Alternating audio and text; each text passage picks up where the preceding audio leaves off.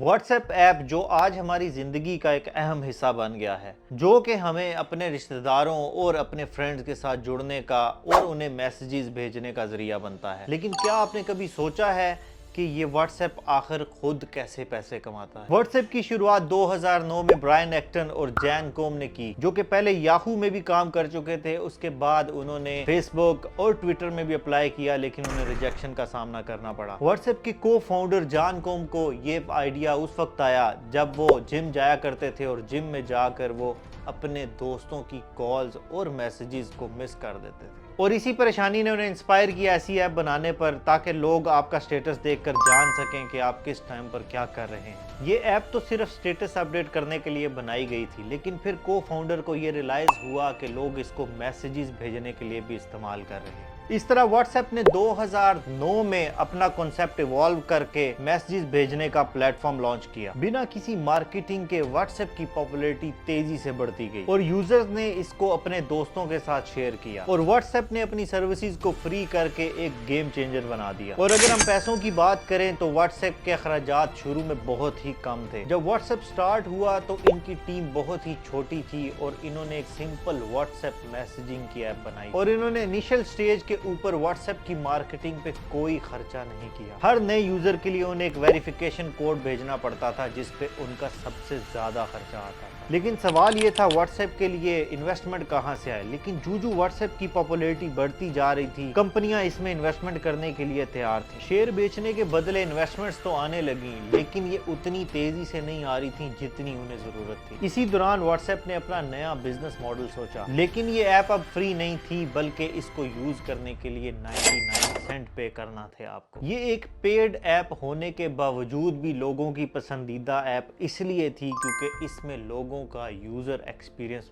انتہائی اچھا، اوپر سے نئے فیچرز بھی کنٹینیوسلی ایڈ کیے جا رہے تھے، جیسا کہ یوزرز اب واٹس ایپ پہ پکچرز بھی بھیج سکتے تھے، جس سے واٹس ایپ کی گروتھ کو اور بھی بڑا فائدہ ہوا۔ پھر 2011 میں یہ ٹاپ 10 ایپس میں شمار ہونے لگا۔ برائن ایکٹن کو ایک بات معلوم تھی، اور اسی کا نوٹ انہوں نے اپنے ٹیبل کے اوپر چپکا رکھا تھا: نو ایڈز، نو گیمز، نو گیمکس۔ ان کا واٹس ایپ پر کوئی بھی ایڈز رکھنے کا ارادہ نہیں تھا، اور نہ ہی ان کا کوئی بیکار کا فیچر ایڈ کرنے کا ارادہ تھا جن کا کوئی مقصد نہ ہو۔ ان کا مقصد اس ایپ کو سمپل اور سیدھا رکھنا تھا تاکہ کوئی بھی کمپیٹیٹر مارکیٹ میں نہ آ سکے اور لوگ صرف واٹس ایپ ہی یوز کرتے رہے۔ ان کا یہ بزنس ماڈل جہاں صرف $1 چارج کر رہا تھا، وہ بہت ہی سکسیسفل رہا، اور 3 سال کے اندر واٹس ایپ ایک پروفیٹیبل کمپنی بن گئی۔ جو بھی پیسہ کمایا جاتا وہ اس کو اپنی ٹیم پر ہی صرف کیا جاتا تاکہ واٹس ایپ میں نئے فیچرز ایڈ کیے جا سکے اور ایررز کو ختم کر کے اسے ریلائبل ایپ بنایا جا سکے۔ جین کوم نے کہا تھا: پروڈکٹ از اور passion, your data is not even in the picture. یعنی پروڈکٹ کو ہم نے بہتر بنانا ہے،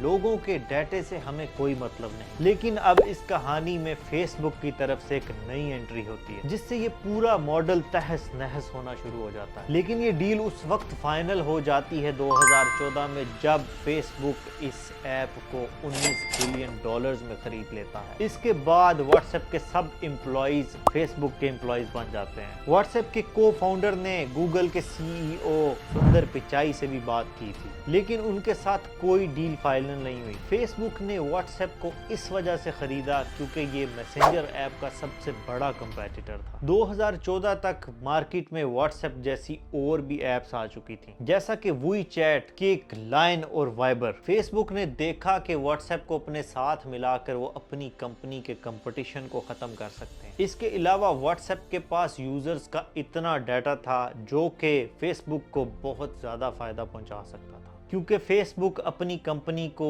لوگوں کا ڈیٹا بیچ کر ہی چلاتا ہے۔ اس ڈیل کے بعد ایکٹن اور کوم راتوں رات بلینئر بن گئے۔ اگر آپ سوچ رہے ہیں کہ واٹس ایپ کو بیچنے کا کیا ریزن تھا، فیس بک کے CEO مارک زکربرگ نے انہیں یہ کہا کہ ہم واٹس ایپ کو خرید رہے ہیں، لیکن خریدنے کے بعد بھی ہم واٹس ایپ کو انڈیپینڈنٹلی آپریٹ ہونے دیں گے۔ سننے میں تو یہ ڈیل بہت ہی اچھی لگتی ہے کہ انہیں اپنی ویلیو پر بھی کمپرومائز نہیں کرنا پڑا اور انہیں پیسے भी मिल गए। लेकिन इस कहानी में ये हैप्पी एंडिंग नहीं थी, क्योंकि आने वाले सालों में फेसबुक और व्हाट्सएप में काफी कॉन्फ्लिक्ट्स देखने को मिले। व्हाट्सएप की टीम जो कि उनकी को फाउंडर थी और फेसबुक जो कि उन्हें प्रेशराइज करता जा रहा था, उनके दरमियान प्रॉब्लम्स बनती गई। फिर 2016 में सुनने को आता है कि इन्होंने अपनी फी जो कि $1 थी वो हटा दी है और दोबारा से ये एप्लीकेशन फ्री एप्लीकेशन बन गई है। इसकी वजह ये बताई गई कि काफ़ी सारे मुल्क जैसे पाकिस्तान में लोगों के पास क्रेडिट कार्ड नहीं थे और वो ये फीस अफोर्ड नहीं कर पा रहे थे, और यही वजह बनी इसको फ्री करने की, ताकि ज़्यादा से ज़्यादा लोगों को अट्रैक्ट किया जा सके। अब सवाल ये है कि व्हाट्सएप का बिजनेस मॉडल क्या होगा और वो कैसे पैसा कमाएंगे। उस वक्त ये बात हो रही थी कि व्हाट्सएप बिजनेसेस के साथ पार्टनरशिप करेगा और वहीं से अपनी इनकम जनरेट करेगा।